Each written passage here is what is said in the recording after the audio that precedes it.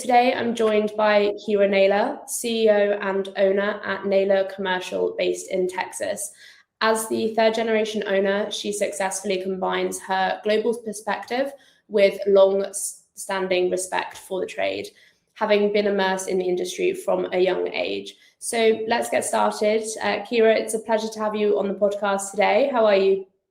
Good. Thank you so much for having me, Olivia. I don't know Amazing. how it is where you're at. We're entering summer over here, so it's a lovely 90 degrees and very sunny. Wow. And it's still pretty early in the morning at the time we're recording. So it sounds like you're set up for a good day. But no, it's great to have you on. So appreciate that. I'd like to just maybe start by kind of heading back to the start of your career and, understanding what really influenced your decision to get into the construction industry. I grew up in it, like you mentioned. My grandfather founded our company back in the 80s. I always get it confused if he was second or third generation painter himself. So I and my dad worked in it, my grandma worked in it, my mom worked in it. So I was just involved since a young age in the industry. And when I started my professional career, ultimately it came down to just not wanting to see the company close. I'm an only child, so it really just came down to carrying it on and making my family proud. Yeah, no, amazing. And what was kind of your first role? Like, obviously, you've been immersed in the industry from a young age, like you mentioned. What was kind of the first role for you, professionally within the industry? I used to do the data entry for timesheets because it was back in the day where on Friday afternoons they would hand in paper timesheets and then you would have to put it in. That was one of my things that I used to do on the weekends. And then the big thing was when I was younger, I speak Spanish and my dad did not, still doesn't. So he used to take me on the job sites to help translate between some of our field members and him. So I was a translator essentially for a big chunk of my childhood. Amazing. Well, I mean, it was probably pretty cool to get exposure, though, within the environment that you've obviously grown up in, kind of being thrown into it at a young age as well. At what point did you kind of really feel yourself getting confident in what you were doing? I think really this year is when I'm starting to feel very, I feel more confident in everything that we're doing. I think I always knew how to do everything and felt comfortable, but just kind of always had a little, oh, well, what if, or a little bit of self-doubt. But this year has been definitely more confident. Amazing. And I think that's so great to hear. Is there anything that you would attribute, that confidence coming from, especially in environments where, women in the industry is sometimes a minority? How would you say you've built that confidence if others are kind of struggling with that still? I think I personally dealt with in the beginning, like trying to convince people or trying to not necessarily like please, but just trying to be liked or trying to convince people that I know what I'm doing or trying to convince people to listen. And I think this year I really have just kind of embraced being okay that it's okay that I don't get along with everybody. It's okay that I don't like this person and they don't like me. It's okay that they may think I'm an idiot because I think they're an idiot. Like, it's okay to not have everything be perfect all the time. And I think that has really helped with the confidence of being able to just like, okay, this isn't how I want it to go, but that's okay. Like, I'm going to keep moving forward. Yeah, absolutely. Kind of, compartmentalizing things and, just making sure that you're keeping that kind of morale and that confidence up, as you said, and not letting it kind of get you down in a way. And in your current role then, Kyra, what is sort of your day-to-day role? What does that look like for you? So I am the owner, but I really focus on operations. I'm not a big salesperson, so I leave that to my partner. He does all the sales, and then I focus on operations. And that really, I look at all of our projects. I kind of oversee the management of it, and then I coordinate with our superintendents and our foremen, and I run our apprenticeship program as well because I feel more comfortable in operations. I grew up in that, translating it. That was my comfort zone. So my day to day is definitely more field facing and less boardroom facing. Sure. No, absolutely. And like you say, it's obviously, what you're confident in. Did you sort of plan that career path, or would you say that that kind of just evolved over time? It was definitely an evolution. I think originally I wanted to be an attorney for the UN. That was like my dream job. And then when COVID hit, my family needed help dealing with that. We had a lot of jobs going on at the time, and we were trying to figure out what do we do. We had, weirdly enough, we also had 1 month after like COVID started, Texas had a massive freeze, and all of the paint in the United States is made in Texas. So paint in the United States had a 6 month to a year lead time, which does not, like, has never happened ever. Wow. And my dad was dealing with massive legal issues because he had to explain for the first time, like, they aren't making this, like, we physically can't do anything. And we can't get products at all. The shelves were empty. It was insane. So I started coming back into construction in a more managerial way then. And then once COVID ended, he just didn't have the energy, I think, to rebuild after that. And I was like, okay, I can't let it die with my dad. Like, it needs to continue. Yeah, and I think that that's a great, a great lesson for anyone maybe listening who thinks, well, I had X, Y, and Z planned out, and then this is kind of, it's evolved maybe in a different way, that is okay. It just kind of, then you push forward with that and you build the confidence in something new as well, and not to kind of get disheartened by that. Is there anything as well, transitioning into your role as owner and, overseeing the operations that you would say has really helped you kind of stand out as you've progressed? Trying to think. Weirdly enough, I did do a Pilates trainer course for a year, Pilates instruction, and that, I think, helped me in management and like teaching a little bit right now, because I got to learn like how to teach in increments and how to be patient and don't give feedback on everything someone's doing wrong at one time. Like, just focus on the little improvements. And that is like a weird one that I think, like you said earlier, like, just because you think you're going to do something one way, the weird little crooks in your path of life, I think, are what make you even better whenever you end up doing something totally different than what you imagined. No, absolutely. And, I think that even drawing parallels to something that, individuals might enjoy outside of their professional career in construction, like Pilates, right? And drawing the parallels between that and, what kind of skills you can bring from something like that and then into the industry or into the office and, your communication style. So I think, again, that's a great kind of lesson to share. And how much of kind of, one, your progression, but also folks maybe within your business's progression, would you say comes down to, company environment, company culture, and the people around you?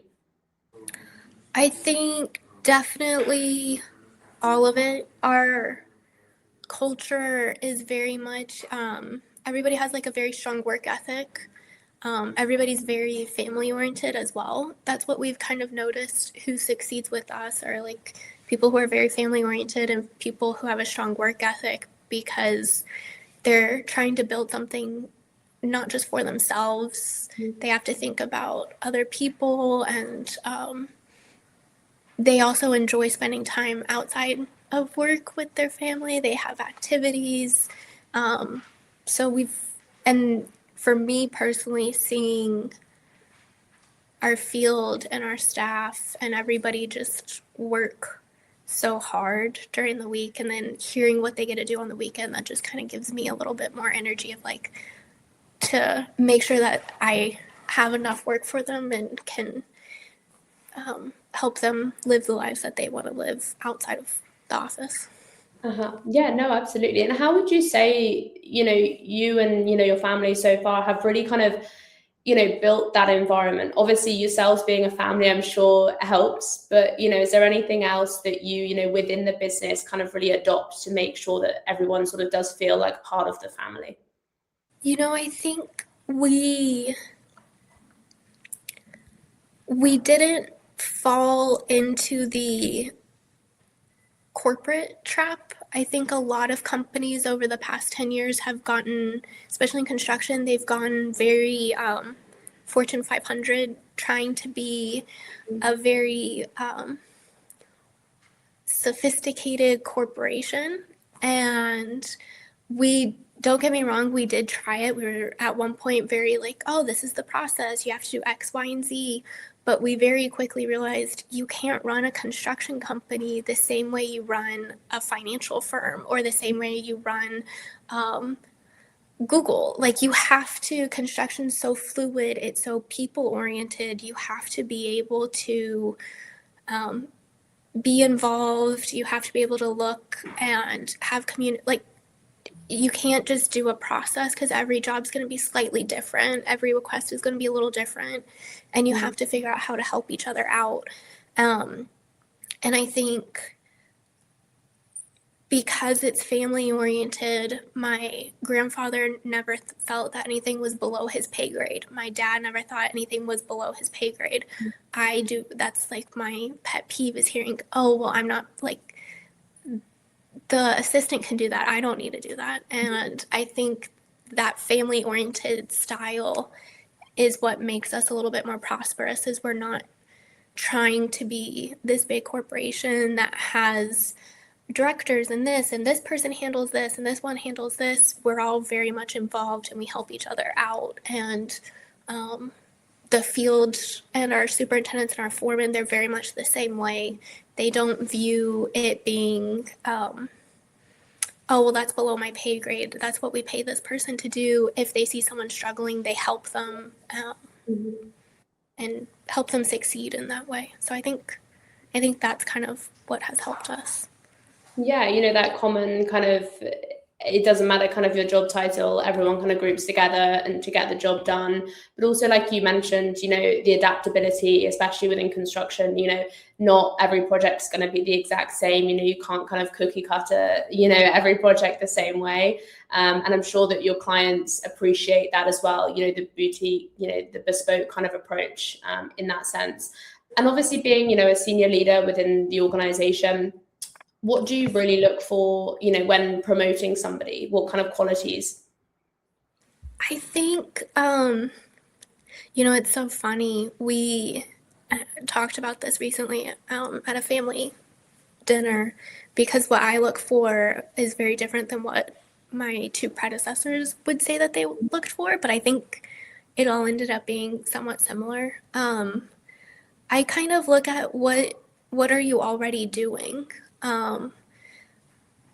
My mom noticed this a few months back, that men have a tendency to ask for money first, and then they'll do what the promotion goes in. And women tend to be the opposite. They are like, hey, look, I'm going to go ahead and do all of this, and then you'll notice it and you'll compensate me for that. And I think that's how I approach promotions, is I'm looking at, okay, what are you already taking off of your supervisor's plate? What do you already feel comfortable doing? Do you feel comfortable, from someone who wants to be like a journey person to a crew lead, are you already showing that apprentice, hey, this is how you do this? Are you already telling somebody, hey, I think we're ready over here, I'm going to go ahead and jump over here? going from crew lead to foreman, are you already talking with the clients, explaining, hey, we need to get in this area before the electricians get in? Hey, this isn't ready. Like, are you already communicating that? Maybe you need training on how to communicate it. Maybe you're only doing one piece of the puzzle, but are you already like seeking that growth and can show a couple of aspects of it? And I think that's, for me, that's what I kind of look at. What do you take off somebody else's plate already? You may not take it off correctly. You may only take off like one little bite, but you're trying to. Yeah, absolutely. So, anyone maybe listening, if they're, wanting to progress their career and things like that, definitely kind of take the proactive approach of what can I do? And then kind of what can I take to, my supervisor or what have you to show that I'm already doing, and why I should, be promoted or have that pathway to promotion is super important and a great advice for sure. Is there any advice that you would give, young women as well, considering a career in construction? I think you have to start feeling comfortable.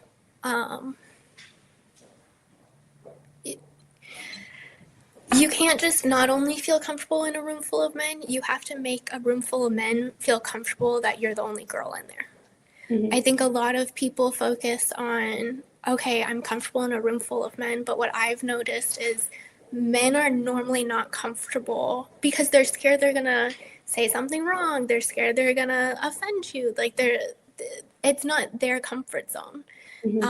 So you have to figure out, okay, how do I get them to relax so they feel comfortable calling me? How do I get them to realize I'm just as good of somebody to go to?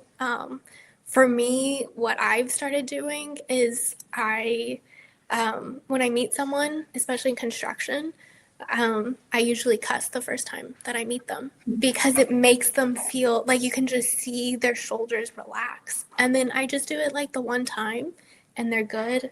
And they go, okay, it doesn't matter if like I slip up or if I say something that I probably wouldn't have said to someone, a young woman, but you need to figure out how to make the men feel comfortable around you. That's my advice. So that kind of like casual approach, as you say, and just say like, no one needs to be on edge here. Let's just, have the conversation as if it was, a normal discussion. And I think that's again, great advice. Is there anything that you wish that more women realized about their own potential? It sounds like you've been on kind of your own, confidence journey, if you will, into your role. But is there anything, you maybe wish you had, or you realize other women, to realize their potential as well? I think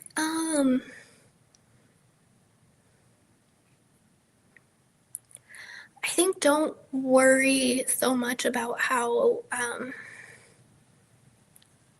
what I've noticed with women is they tend to, and myself included, what I noticed with myself is I wanted to be right because I felt like I needed to prove what I know. And it comes across as being very argumentative. And you're just trying to, explain. I always felt, and I've seen other women do this, they're trying to explain, oh, well, this is what I think. And a lot of people take it as you're being argumentative because they just want to hear,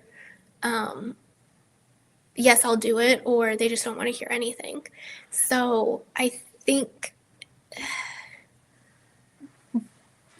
taking a little bit of that sort of nonchalance of being like, listen, you just try to explain it once, and if you can't get through, learn to not overthink it. I think that's where a lot of women get stuck, is they overthink and they repeat the same cycle over and over again. They're very scared to make mistakes, that it's going to come back, that it's going to look bad. And I think you just have to, construction people have such short memories because there's always a new fire. There's always something bigger that becomes more important within the week. So you might be the target, so to speak, on Monday, but by Friday, what you were in charge of is like a blip in the radar because the doors are stuck in, China. We don't have any doors in the building, so it doesn't matter. We don't know what color to paint them. They're not even here. And I think that's just be okay to move forward. Yeah, absolutely. And I think that's a great lesson as well. Don't beat yourself up about something. Everyone makes mistakes. And as you say, I'm sure that there'll be another 10 that same week that you'll be then thinking about. So just kind of, acknowledge it and move on, as you mentioned. And are there any skills that you do think that, where the industry is heading in the next sort of 5 to 10 years? Obviously, you talked about COVID. I'm sure there'll be other sort of storms that you need to be weathered. But in the next 5 to 10 years, what sort of skills do you think will matter most in the industry? I think more interpersonal skills or more independent thinking, consulting kind of skills are going to be very important. I think everybody has gotten very risk averse and very transactional in construction. And just because it's written that way in the construction documents doesn't mean that that's the correct way to do something or that's the right product. And I think having sort of that skill set to say, okay, just because it's in paper doesn't mean we need to spend the next 12-week process of going through everything whenever we need to make a decision tomorrow. Like, how do we feel comfortable with each other and a partnership and have a good relationship that we don't have to do the 12-week process of redoing the entire construction documents to say, oh yeah, you know what, you're right, this product is not the correct one, this one is. We have to get it done tomorrow so the owner can move in Monday, right? So I think having that type of relationship building and comfortability is going to be really important. Yeah, absolutely. And I think, you mentioned kind of adapting in those environments again. And I think that's something that, will be super important and will become even more important, as the industry moves, especially with, BIM and AI and all these other aspects of technology. Being able to adapt and learn that and learn new processes and things is going to be super important. And then outside of, professional life and career and things like that, what would you say, obviously in a high intensity construction world, helps you switch off? My grandfather gave me like this advice a year ago or so. He said, you need to find your vice. Whenever you get to like the level you get to that you're now at, you have to find your vice. That way after work, you get to decompress. And he was like, my vice was a cigar. At the end of the day, that's what he enjoyed doing. My dad got really into wine. He had an amazing wine collection. And I think for me, it's yoga. I do yoga every day to help just let go. And I think that that's something in the industry, like you said, it's very intense. You have to figure out what your vice is and your little thing, your little habit that you can just ground yourself afterwards. Yeah, absolutely. And I think something you mentioned, like, something that you're super passionate about outside of the industry. So, whether it be your father's wine collection or, your yoga, practicing that every day, something that you can really throw yourself into that isn't work or that isn't, work related is super important. Do you have any recommendations of, books, podcasts, shows that you would say have helped you or you just find interesting? I did read The Attitude of Abundance by Deepak Chopra, and that one was I liked that one a lot. It helped me kind of reassess and just be like, you know what goes around comes around. What you receive is what you get, or what you give is what you receive. And I definitely would recommend that. That one was a very good one. And then I watch Big Bang Theory to decompress, so that I would say finding a nice decompressing show is very needed, whatever it is for every person. For me, the sitcoms, I mean, I've watched it probably once a year for the past 10 years, and it's a great decompression. No, amazing. But I think that's super great. I mean, a lot of advice, Kyra, and a lot of really insightful things that you've mentioned about how it is evolving into a role as owner and CEO of a company. Especially, I think a lot of folks will listen maybe who are in a similar situation, who might be continuing a family legacy on, or a generational builder, because it's quite common in the industry. So I think hearing your story and the challenges that come with that, but also the successes and how you navigate that, will be super interesting for the listeners. So thank you again for featuring on the podcast. Everyone, please like and subscribe, and we'll see you on the next episode. But thanks again, Kyra. Thanks.